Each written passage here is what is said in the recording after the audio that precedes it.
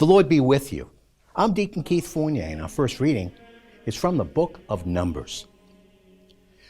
Yahweh spoke to Moses and said, "Speak to Aaron and his sons and say, this is how you must bless the Israelites.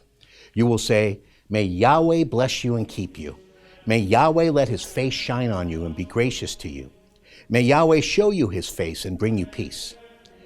This is how they must call down my name on the Israelites, and then I shall bless them." And our response from Psalm 67. Then the earth will acknowledge your ways, and all nations your power to save. Let the nations praise you, God. Let all the nations praise you. Let the nations praise you, God. Let all the nations praise you. The earth has yielded its produce. God, our God, has blessed us. In our second reading from the letter of the Apostle Paul to the Galatians.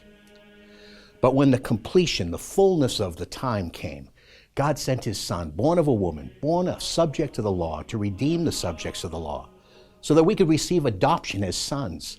As you are sons, God has sent into our hearts the Spirit of his Son, crying, Abba, Father. And so you are no longer a slave, but a son.